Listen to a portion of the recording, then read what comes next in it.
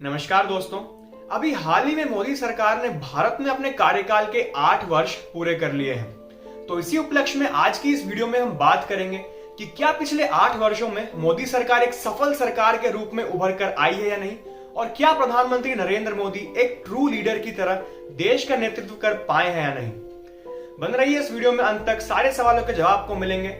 और अगर आप पहली बार आए हैं हमारे चैनल के ऊपर तो सब्सक्राइब करना ना भूलें, क्योंकि हम ऐसी अमेजिंग वीडियोस लाते रहते हैं। किसी भी समाज, किसी भी राष्ट्र की आज़ादी का स्रोत उसका सामर्थ्य होता है, और उस राष्ट्र के वैभव का, उसकी उन्नति और प्रगति का स्रोत उसकी श्रम शक्ति होती है।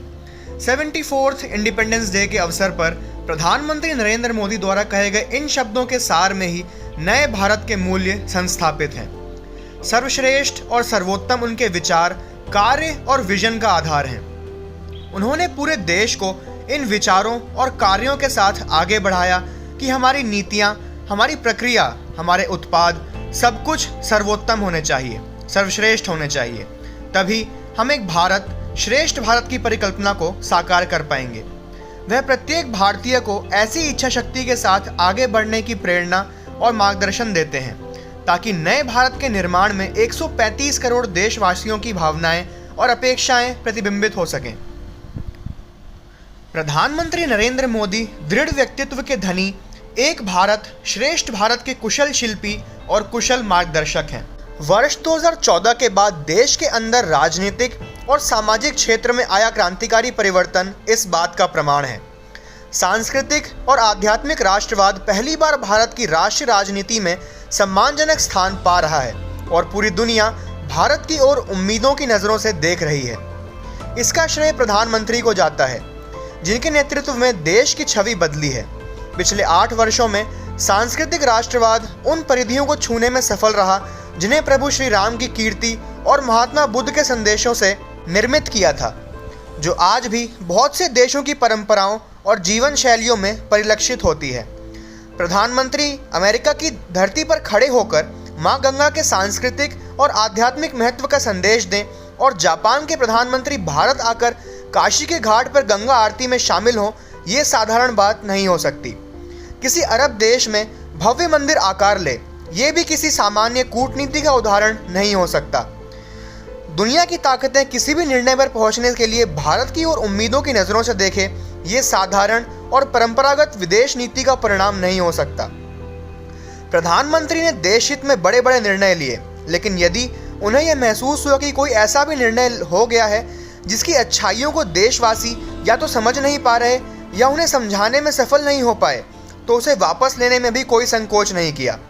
विषम से विषम परिस्थितियों में भी उन्होंने लोकहित के कार्य को परिणाम तक पहुंचाने में सफलता हासिल की। सभी ने देखा, वर्ष 2020 और 21 में जब देश को कोरोना का सामना करना पड़ा, तब उन्होंने देश के अंदर जीवन और जीविका की चिंता करते हुए हर भारतीय को सुरक्षा कवच प्रदान किया। दुनिया का सबसे बड़ा टीकाकरण अभियान इसका प्रमाण है।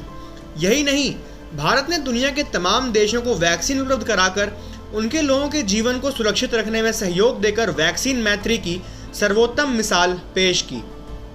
भारत के पश्चिमी प्रांत गुजरात के एक छोटे से शहर वडनगर में जन्म से किशोरावस्था और फिर वहां से लेकर प्रधानमंत्री बनने तक और जनता के प्रधान सेवक के रूप में इससे आगे की यात्रा में पग पग पर मिली चुनौतियों को अवसरों में बदलने की उनकी क्षमता आज 135 करोड़ देशवासियों की इच्छा शक्ति का आधार बन चुकी है। जीवन के गुरुकुल में शिक्षित और राष्ट्रीय स्वयंसेवक संघ की पाठशाला में दीक्षित अटल जी के भावों से प्रेरित प्रधानमंत्री नरेंद्र मोदी की ध्येय साधना के बीच जब भी किसी अग्नि परीक्षा की घड़ी आई, तब अर्जुन की तरह ही उन्होंने ना दैन्यम ना पलायनम का परिचय दिया। विगत लगभग 22 वर्षों से संपूर्ण राष्ट्र उनकी वैचारिकी, उनकी कार्यशैली, उनके विजन और उनके राष्ट्र निर्माण संबंधी उनके मिशन का प्रत्यक्षदर्शी रहा है। गुजरात के मुख्यमंत्री के रूप में उन्होंने वाइब्रेंट गुजरात के साथ साथ विकास और सुशासन का जो मॉडल यानी गुजरात मॉडल पूरे देश के समक्ष प्रस्तुत किया, वह कई राज्यों के लिए विकास का रोल मॉडल बना। पिछले 8 वर्षों में अर्थव्यवस्था के क्षेत्र में न सिर्फ आर्थिक ढांचे मजबूत हुए हैं, बल्कि अर्थव्यवस्था और तेज रफ्तार से आगे भी बढ़ी है। सफाई और स्वच्छता भारत के विकास का एक सशक्त माध्यम बनेगा, क्या ये किसी ने सोचा था? महात्मा गांधी के बाद किसी ने भी इसकी कल्पना ही नहीं की थी। लेकिन पिछले 7-8 वर्षों में इसे साकार होते हुए पूरा देश देख रहा है। गरीबी हटाओ दशकों से एक विषय के रूप में चला आ रहा है, लेकिन गरीबी नहीं हट पाई। आखिर क्यों? क्योंकि केवल नारे लगाए गए, कार्य नहीं हुआ। इस दिशा में काम की शुरुआत प्रधानमंत्री नरेंद्र मोदी की नेतृत्व में हुई।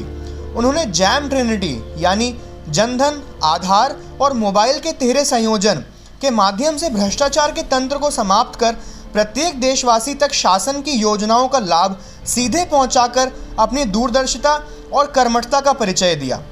प्रधानमंत्री ने स्वयं कहा था कि मेरे लिए जैम का मतलब है अधिकतम लक्ष्य की प्राप्ति, खर्च होने वाले प्रत्येक रुपए का अधिकतम प्रतिफल, हमारे गरीबों का अधिकतम सशक्तिकरण, जनता के बीच तकनीक का अधिकतम प्रसार। सही अर्थों में तो प्रधानमंत्री की ये पहल एक सामाजिक आर्थिक क्रांति की शुरुआत थी। सबके लिए आवास, हर घर को बिजली, हर हाथ को काम, सबको शिक्षा, सबको स्वास्थ्य सुविधाएं और स्वच्छता का स्वप्न वही देख सकता है जिसमें एक भारत बसता हो, और वही कर सकता है जिसमें हर भारतवासी के स्वप्न को पूरा करने की इच्छा शक्ति हो। प्रधानमंत्री नरेंद्र मोदी ने ये करके दिखाया।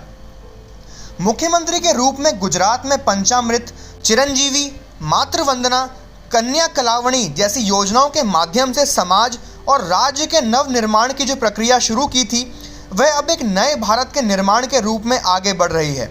Make in India, digital India, startup India, stand up India, Beti Bachao Beti Padhao जैसे अभियान एक नए भारत के निर्माण में मील का पत्थर साबित हो रहे हैं। वहीं डिमोनेटाइजेशन और जीएसटी ऐसे कदम आर्थिक सुधारों के लिए ऐतिहासिक साबित हुए हैं।